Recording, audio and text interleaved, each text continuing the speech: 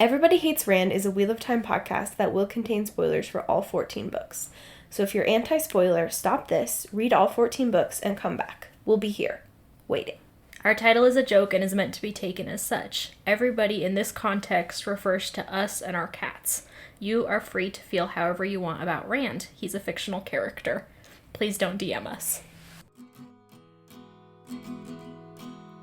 The world is a mess, Dark One stretching out his hand. The dragon's reborn, the fire's been fanned, but everybody hates Rand. Everybody hates Rand. Everybody hates Rand. I read these chapters today, and I have already forgotten. Okay. I know, I'm trying to think, what can we talk about that isn't this? We can give you Survivor update. I don't think we have many. We haven't been able to. I know we haven't been able to watch too much Survivor, which is week or so. Pretty devastating. Yeah, we've come to our one season a week pace has come to a halt as we have had real life to contend with. Well, that's really tragic. I can't wait for real life to end so we can go back to watching a week of season of Survivor every week. For real. Gawyn starts, I don't like fighting beside those Shanshin. And I'm like, wow, Gawyn said a correct thing for the first time in his life. How does it feel, Gawyn? It's the 1,000 chimpanzees. Give him a typewriter. Eventually they'll write Hamlet or whatever. Eventually they will come to the morally correct opinion for the first time in Gawyn's young life. This is Everybody Hates Rand, your friendly neighborhood Wheelie Time podcast. I'm Emily Jushaw. And I am Sally Goodger. Yeah, pretty Shanshin focused this couple of chapters as they more or less officially join the fight. Mm-hmm. Again on the Kandor battlefield. I no longer know if they're in Kandor. Yeah, they keep talking about being in Arafel. Yeah, they're like, we're on the fucking border. I think they're talking about being by this river here, but... There's a fjord. There's a whole, like, couple pages where Brynn is just giving battle orders, and I just found myself completely glazing over. Oh, yeah, 100%. I was like, I'm sure that this is something for some nerds, because there's something for everyone, you know? That they're like, I've got to know the blow-by-blow setup of lancers and cavalry guys on the battlefield, but I was like, I could not care less at this time in my life. Yeah, I don't know, it just feels like a lot to contend with 460 pages into this book. Yeah, especially because we or at least I know that eventually everything's going to narrow down into a single battlefield anyway. Like, all of these fronts that we're so desperately holding on to are eventually going to be abandoned regardless. So, this is one of those instances where hindsight does not serve. Yeah. Like, will it matter in 50 pages if Gareth Brynn has enough cavalry? If they have enough arrows? It's not like the most tragic scene in Les Miserables where Gavroche has to go get more fucking ammo from the fallen soldiers, you know, and then gets murdered. A child. How do you do? My name's Gavroche. How do you do? My name's Gavroche. Like, okay. What if we took a French child and gave him the most insane Cockney accent? They're like, we need you to know that he's poor. So he's Cockney. And I'm like, this would be so much funnier if everyone had just the thickest French accents and Gavroche was unintelligible for how French it sounds. Which is, I just read the book. This is our thing that we can talk about instead. I just read the book, and literally Gavroche is almost unintelligible because he's using so much slang. Like street slang. Amazing. That, of course, does not translate A, from French to English, or B, from the early 1800s to now. 2024. And for whatever, actually, probably because the guy translating the book didn't want to be completely cringe, has just been like, yeah, I will keep the sort of italics French words every once in a while. And you'll just have to be like, I have no idea what the fuck is going on. What are you saying, Gavroche? He's probably swearing at everyone. Good for him. But it really is, like, sometimes you get on the internet and the kids are, like, inventing just new words. Yeah, skibbity, what's that? What? Does anyone know what that is? Sally doesn't, I've I never guess. heard of that. Skibbity. Sorry, I'm old. I got Riz. That was the last thing I acquired. Yeah, I Not do. personally, just the word. No, you got Riz. Yeah, Riz. Hey, sorry, I was ranking Tibble and Ed mentally on who has more Riz. There's more Riz? I think it's Ed. I do think it's Ed. Ed is incredibly charismatic. Maybe if it was like from a distance where you didn't have to actually interact with either of them, it would be Tibble because he's so handsome. Yeah. And so cute. But Ed is also so cute. Tybalt is beautiful. Like, Tybalt is a beautiful cat. He's a beautiful tuxedo cat, beautiful long hair cat, gorgeous green eyes. Just you watch him walk and you're like, wow, that's a pretty bastard. Mm-hmm. And then Ed is cute in the way that, like, homely little critters are cute. I think Ed is a very cute cat, but he doesn't have that, like, you know, male model thing going. Yeah, he's got that old man Riz. Yeah, he does have that. He's got that Senshi Riz. Oh, hell yeah. Ed, are you a dwarf? Yeah, you are a dwarf. We all know dwarfs have the most Riz. You're so fucking thick. Yeah, it is quite thick. Got a big old belly. And Tybalt's an elf. Because it's heavy. Because it's heavy. Gavroche's slang as to our dungeon meshy reference is equally making things unintelligible. Well, there's nothing you need to know about this chapter except that Egg is the only one I can throw my support behind any longer.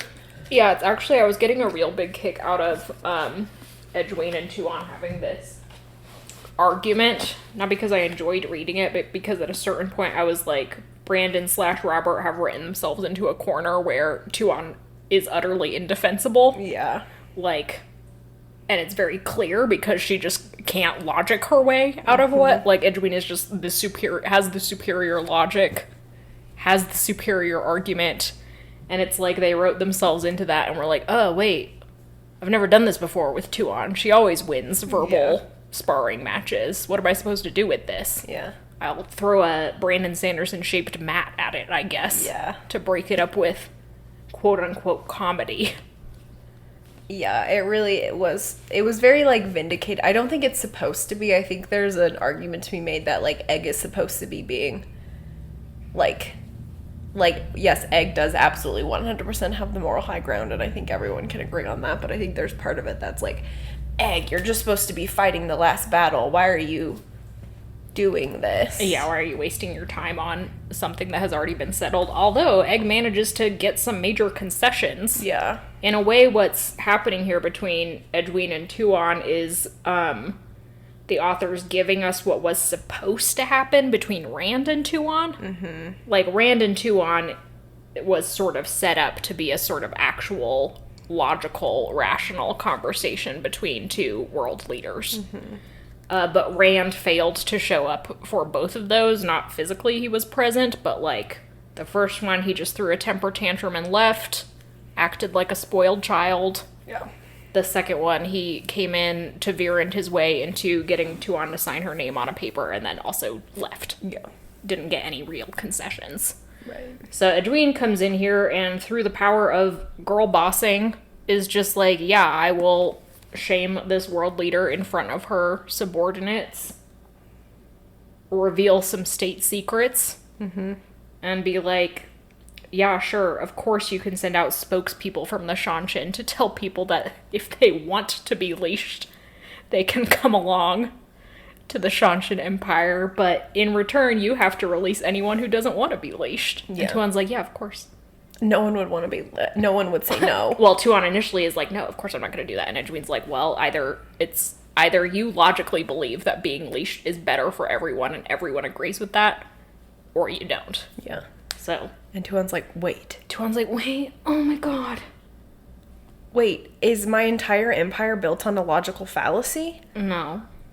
She, of course, couldn't possibly think like that. Yeah. She's just like, well, she's like, actually, everyone we talk to with our cult leaders that we're going to send out, our cult recruiters, is going to come to us and nobody is going to leave. And Egg we hope correctly is like the opposite is going to happen to Tuon, but literally whatever. Yeah, it's like, sure. What is this dumb fuck doing? Hey, Tybalt? Okay. What? And Tybalt's acting like the distance between our 3 bar stools is too great for him to overcome. They're like a foot apart. Tybalt has a solid 8-foot vertical leap. Yeah, I don't know what he's doing. I have seen him, what felt like, overcome my own height. Right? In sheer jumping distance. Like, he's being so stupid. Being a brat. He is also having a brat summer, just like Rand. I think one of the effects of having Tuon be forced to confront, for what feels like the first time in this entire series, which is insane. Yeah. Someone who has the logic and rationale to hold her own ground. Yeah. Has the, like, state political authority to also meet her on her own ground. And sort of has the leverage to have any sort of conversation about this. Mm-hmm. Like, the fact that Tuon is confronting all of that in one person, which is Egwene for the first time, leaves you with this scene where Tuon loses, basically, although she would never admit it. And just leaves you like, wow, they really could have... I just end up feeling about Tuon the way I feel about really sad trad wives on Instagram. Mm. I'm like, your brain is so rotten. Yeah. I really want to rescue you from this. I really want you to concede that what you're doing is not just stupid, but evil. Yeah. And contributing to net negatives in the world. Yeah. And I want that for you. But I know that you are so into it that you could never possibly admit that. Yeah. And it's really just depressing. Yeah. Yeah, I agree completely. I'm not saying we should not have this conversation or that it doesn't serve, like, any sort of purpose. Just, like, maybe we would have had a chance narratively to have dug Tuon out of this hole if we had started having these conversations a hell of a lot earlier. Yeah, agreed. It is really depressing. Like, you're sitting here and, like you said, Egg is... it is kind of fun to see Egg in this scene because you're like, oh yeah, the last 14 books have made Egg into this person who can stand her ground with a massive absolutely political not leader. Afraid of Tuon, yeah. Like, yeah, incredibly, like, solid in herself, incredibly, like, logical and articulate, and you're like, fucking hell yeah, Egg. And slay, girl, slay. Yeah, absolute iconic moment for her.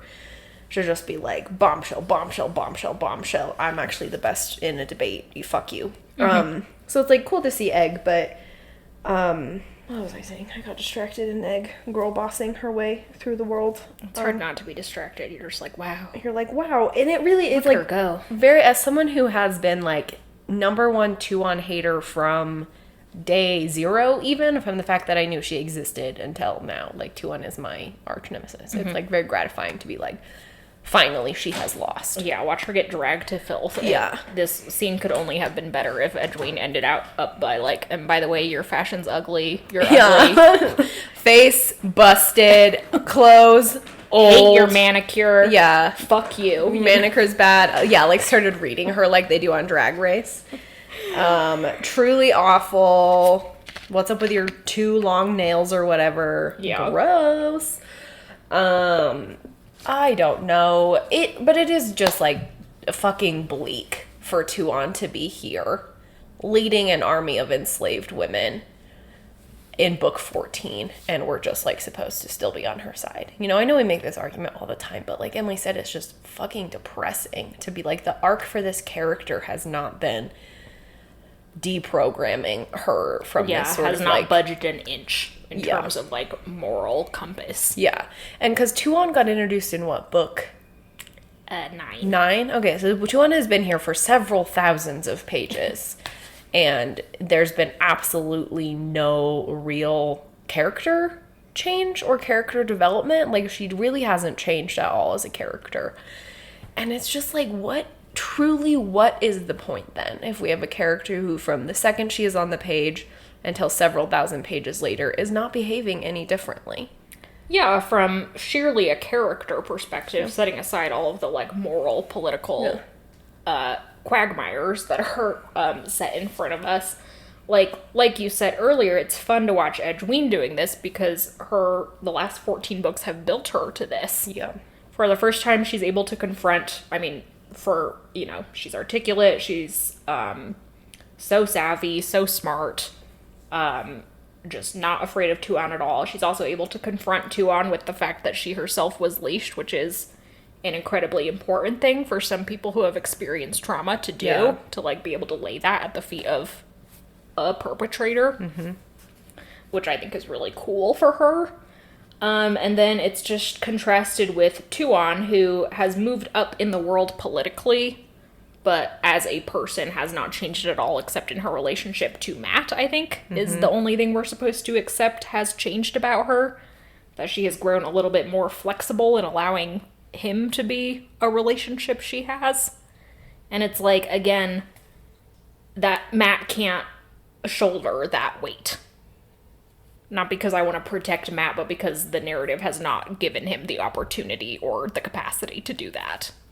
Right, and just, like, no other character should be responsible for shouldering the growth of another character. Like, even if they are in as close of a relationship as a marriage, like, your characters should stand on their own. Yeah, it's like a reverse dead wife. Matt has a live wife. Matt has a live and it's wife. Absolutely tanking his character development. She's being the opposite of fridging. Thawed. She's been thawed. She's been thawed.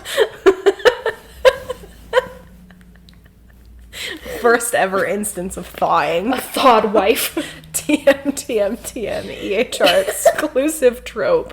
The thawed wife. Yeah, just like in a real relationship, no person should be responsible for the growth of another person. You have to pull some of your own weight, and Tuon is absolutely not doing that. So. Yeah, and, like, static and dynamic characters, flat and round characters, we've talked about that.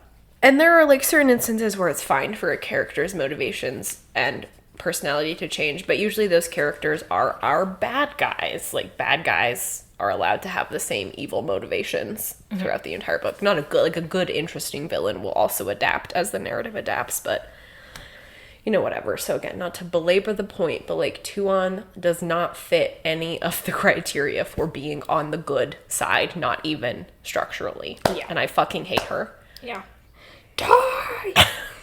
Here is what Egwene achieves through this conversation. We already referenced that she has convinced Tuon that anyone who is leashed and does not want to be should be able to go free.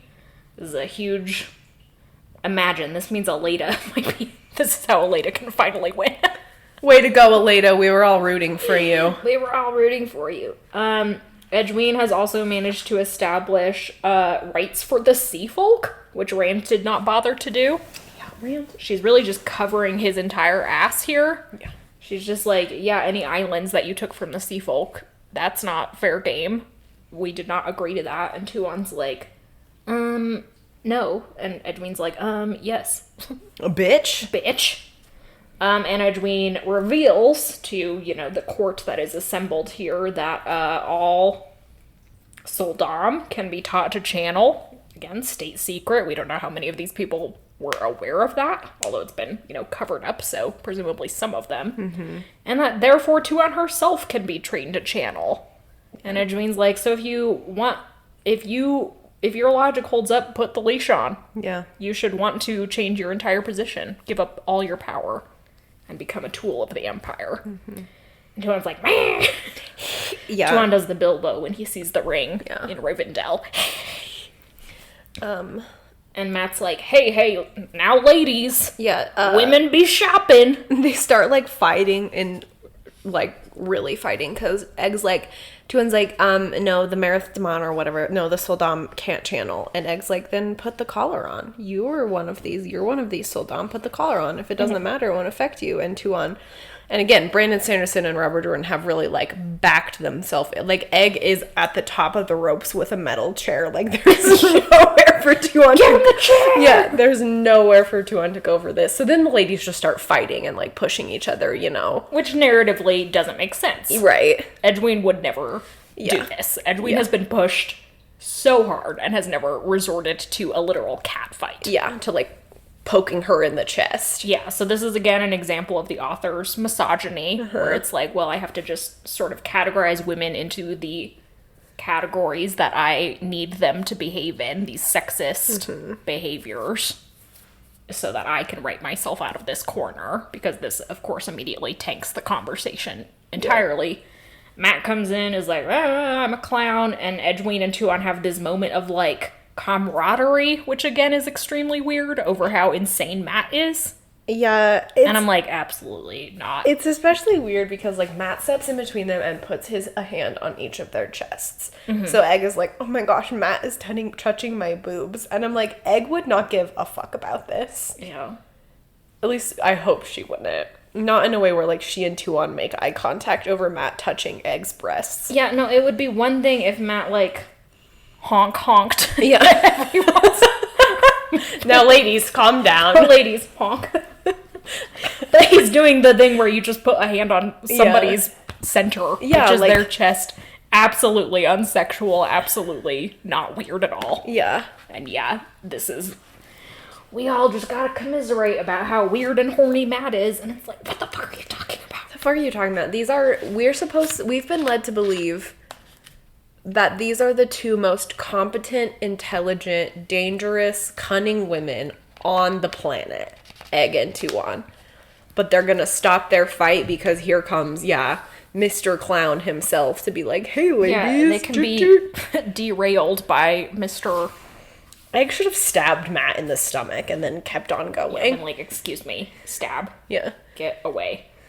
In a, at least I think, somewhat amusing reversal of roles, though, as Egwene departs, she's like, Matt, if you need me to rescue you, then I can. And he's like, nah, I got it. And I'm like, it would be so funny if she then broke into the Stone of Tear and rescued him anyway. Rescued Matt. Yeah. This is how Matt's character arc can finally win. Finally win. Matt has to be rescued. Anyway, Egwene leaves, and it's just like, well, established, but, you know, we have an uneasy alliance, at least for the length of the last battle. We then flash over to Elaine, who is near collapse because she's so exhausted, as her forces have finally managed, more or less, to defeat the first army that they are trying to take care of. She and Birgie, like, go up to a sort of lookout point and see that, like, what remains of this force is now being surrounded and bombarded. Unfortunately, she hears, like, horns of the other army approaching and is like, oh my gosh, this is way too early. They weren't supposed to arrive until tomorrow. She is not the only one to find this suspicious. Like, Tam is also there kind of yelling at Bashere. He's like, what the fuck is happening?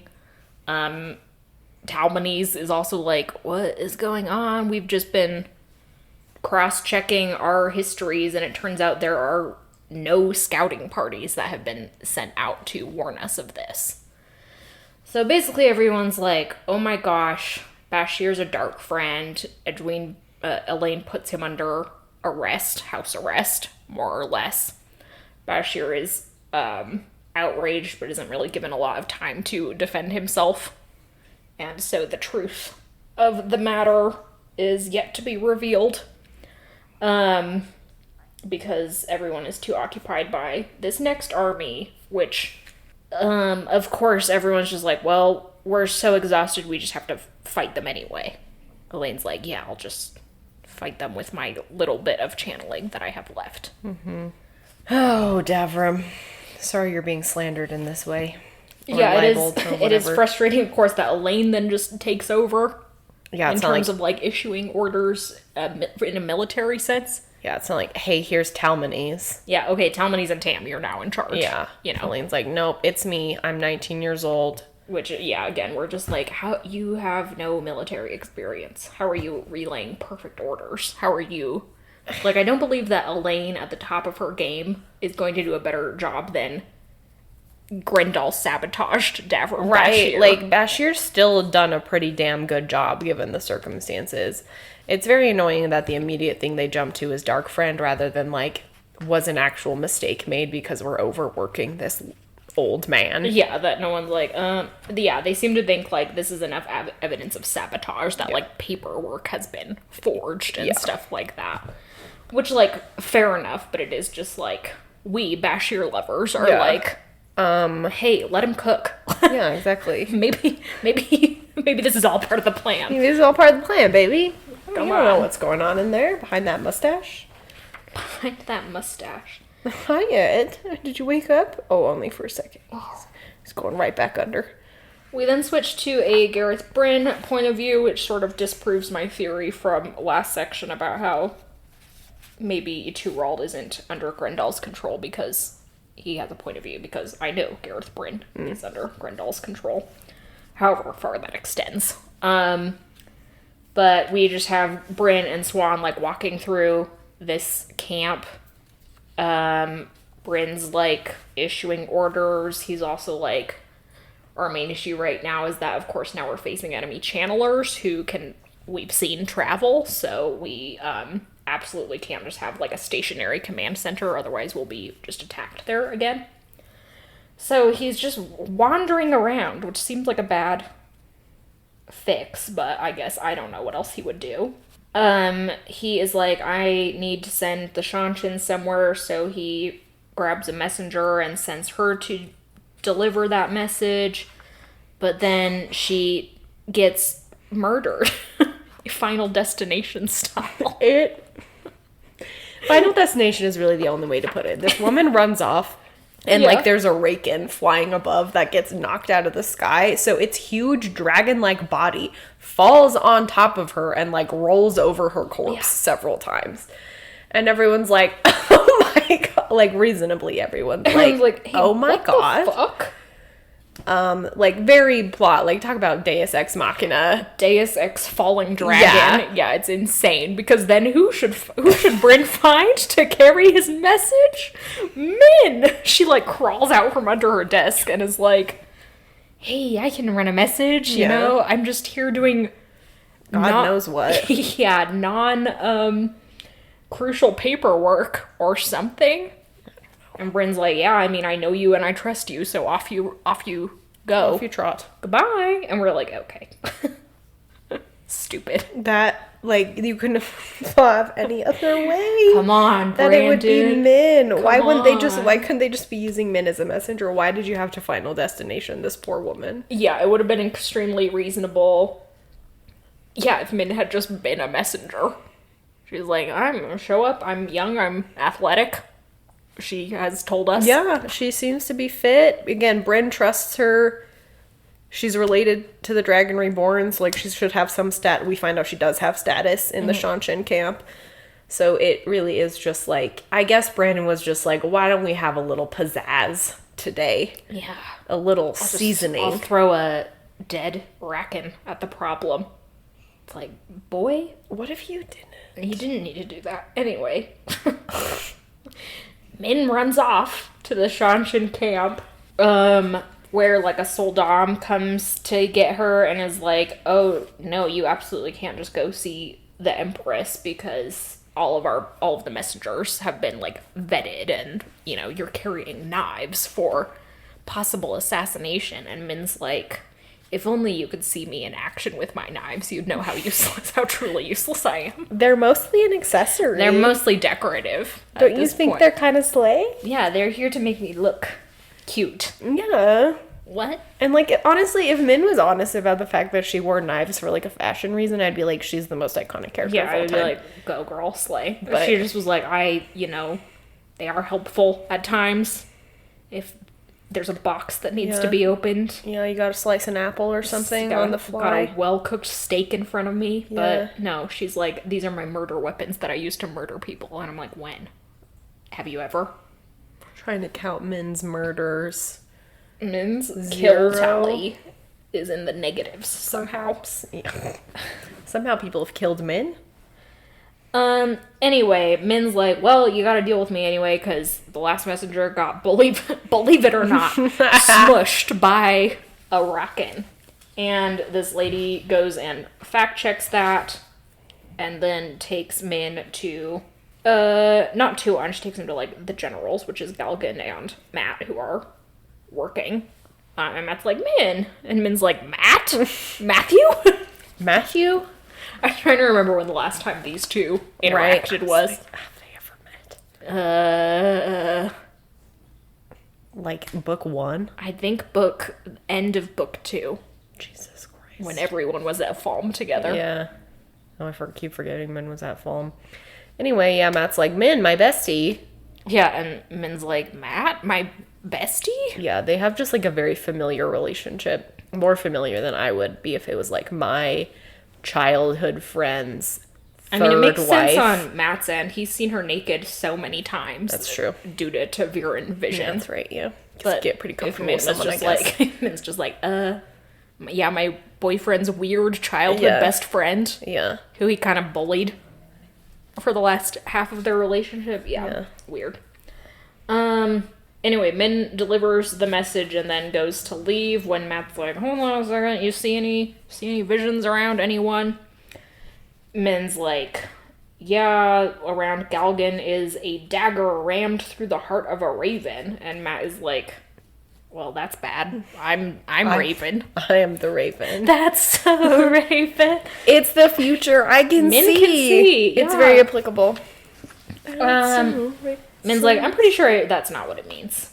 And it's like, yeah, ravens do represent basically all Shanshan, so for all we know, it could represent Galgan himself getting killed. Well, if only he was killing Tuon. Oh god, if only. Yeah. But before Matt can leave, Tuon enters. I mean, talking about busted outfits, we're supposed to be like, this outfit Tuon is wearing is very slay. And maybe it would be if a different person was wearing it, but Min is like, she looks super impressive. And I was like, I don't know. Min describes... Prove it. Min says it seems the clothing of a warrior, a kind of uniform. And then the thing she describes sounds like the most, like, impossible thing to maneuver in of all time. Like huge pants, like a corset top. A long train. And it's like, yeah, sure, I bet Daenerys Targaryen style. She looks very fun. Yeah. But, like, Met Gala, not go into battle. Yeah, you're right. It probably is a little slay. I'm just... Well, I don't think Brandon is very good at describing haters. I'm clothes. Full of tiny little haters. It doesn't help that she's wearing silver trousers, a blue robe, and a red top. So she looks like a star-spangled bitch. Yeah. Betsy Ross. Stop. Betsy Ross sewed this for me. Anyway, Tuon walks in. Min doesn't do the full bowing. What's that? Prostration. Yeah, prostration. And so Tuon's like, who the fuck is this? And Matt describes her as the Dragon Reborn's woman, which I'm like, could we dispense with describing people as woman? I know in Wheel of Time you don't have the phrase girlfriend. Right. And it would be extremely weird and woke if he said partner. Yeah. This is Dragon Reborn's partner. But, like, lover would be fine. Yeah. Or just, like, close personal friend. She is colleagues with the Dragon Reborn. She's the Dragon Reborn's rod holder. Yeah. It's equivalent in rank. Which Tuon does say, like, oh, well, then she's equivalent in rank to you, because Tuon has established that she and Rand are of equal length, so they're partners. Boy toy and girl toy are equal. Matrimony doesn't get you very far. It'll be what, these boy days. toy and sugar baby, I guess. Not that Rand really buys men a lot of stuff. Rand doesn't buy his girlfriends a lot of stuff for being Rand's such a bad rich boyfriend. bitch. Yeah. I've been saying it. Yeah. For 14 books. He's bad at relationships. Anyway, Min sees a bunch of shit around Tuon and alerts Matt. Tuon overhears and freaks out initially, but then is like, oh, you see visions. You're a raven. This is perfect. I will immediately promote you to my truth speaker. She also refers to Min as Doomseer, which is our first indication in the entire series that Min's power set might not be unique. That this is something that has been known of, even if only on another continent. Right. So yeah, now Min has just been fully integrated into the Shanshan aristocracy against her will. Yeah, I mean, the obvious problem here is that Min does not get to refuse. Yeah. Matt makes a joke at the end. He's like, well, Tuon always gets the thing she wants. Like, if she wants you, she keeps you. And it's like, that's fucking horrifying. Yeah. And, like, also, Min has a life. What, is she just gonna live in the Shanshan Empire while her boyfriend runs around? Granted, if Rand dies, Min doesn't have much of a life because she's so fucking codependent. Yeah. But yeah, it's not like Tuon is like, do I have a job offer for you? It comes with fame, fortune. You get to bitch me out whenever you want. And if I were Min, I would be like, that might be... It might be kind of worth it. I kind of fucking hate you. That might be kind of worth it. And, you know, it is it is a position with a lot of power. Yeah. Like, theoretically, Min could do some real work in terms of deprogramming Tuon from her cult-like tendency with human slavery. Yeah.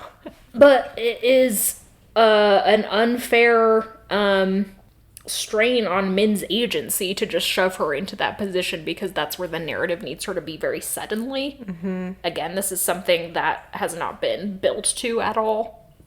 And so we're like, hey, wait a second. I mean, yeah, Min doesn't have anything else to do in the last battle. I guess that's true. But the Shanshan? Yeah, it comes really out of left field. Mm-hmm. And... like, when you think about it, it makes sense from a variety of angles. The Shanshan, Tuon especially, are very, very concerned with omens. Right. And sort of future telling in all of its capacities. Min, of course, has this power set that could therefore be very useful, if not very, like, interesting. There's sort of an interesting study to be made there in terms of how Min's viewings match up to Tuon's prescribed list of omens. Yeah. But yeah, just narratively, it's about as effective as Raken being shot out of the sky and landing on a messenger. It's very just transparently see into the blueprints. Yeah. This is where Min needs to be, so the authors have just plunked her there without doing any sort of behind-the-scenes work. Yeah, and it would be, I think, an entirely different story, again, if, like, Min was given a choice and Min actively said... oh yeah, like, this is a chance for me to learn more about this weird thing that nobody seems to know anything about. Like, the Shanshan seem to recognize this, and that curiosity alone would be a very understandable motivation for her. And yeah, and two, for her to be like, oh yeah, like, this could be an interesting place for me to be diplomatically as the Dragon Reborn's woman, to have a position of power in the Shanshan Empire, and to just, like, help Tuon be less of a rancid bitch. Yeah, this is something that I think Rand and Matt could have set up between them. Yeah. Matt is well aware that Tuon is obsessed with omens. He could have, like, mentioned that to Rand. Rand could have been like, oh, well, hold on there. Now, I do have something instrumental for my girlfriend to be doing during the last battle. She can be in the ear of the Shanshan Empress. That's an important thing. Mm-hmm. Min could be like, of course I'll do it. Yeah, do some espionage. Just do some espionage. Fun. Sexy, fun. Yeah. So yeah, this very easily could have been set up a lot better, but that would require the authors to do more character work, which they seem to be allergic to. So, alas. Character work gives Brandon hives. Why would I work on my character when I could shoot a dragon out of the sky? I can't get over it. It's so bad. It really is so bad. I'm dealing with a plot problem right now, and maybe I'll just shoot a dragon out of the sky. Listen, if you're a writer dealing with a plot problem, there are millions of ways to get yourself out of it, but not that many good ones. No, yeah, you're right. There are not that many good ones. Dragon out of the sky. It'll get you somewhere, but... not a good one. It does get you out of where you have written yourself, but... Molotov cocktail. Boom. New problem. Different problem. That's the end of this section. Our next segment, I believe, will be 3 chapters. Nice. We inch ever closer to the last battle The proper. last battle. Yeah, the big chapter. But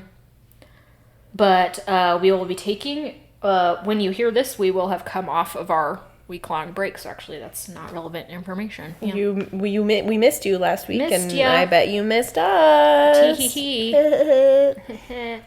So, fun. No further announcements. Sort of took the wind out of my sails. Anything to add on your end? No, I don't think so. This is just your sort of weekly reminder. I said no, and then I did have something.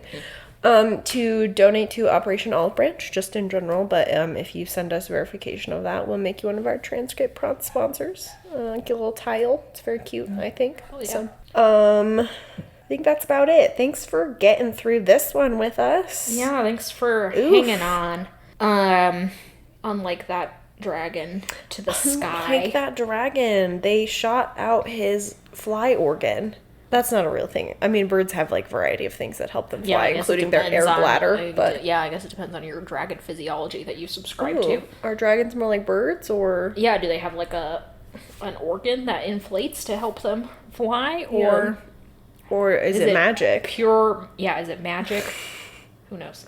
Thanks to Glenna McKenzie for our theme song. Thanks to our patrons on Patreon and our followers on social media. You guys are the best. Do you have a sign off?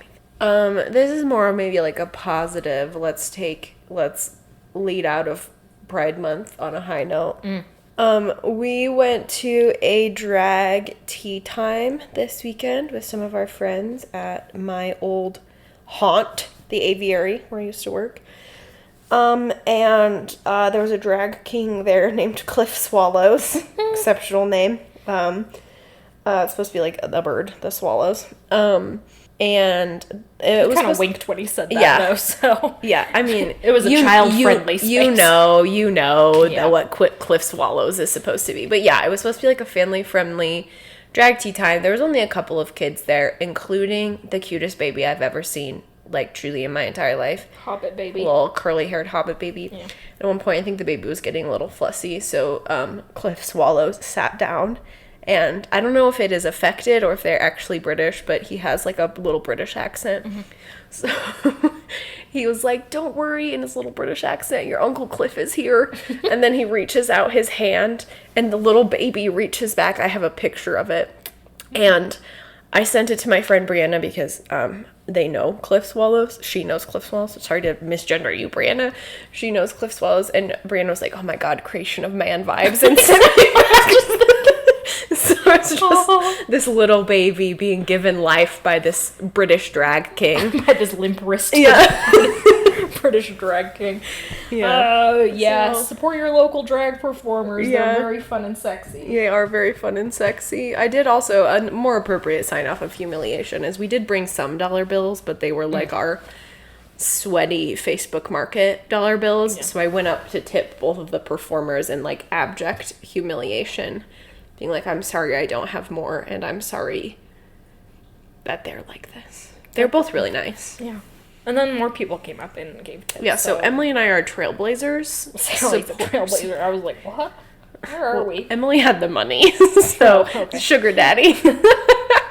Okay, everyone. Hope you have a good week. Bye. Bye.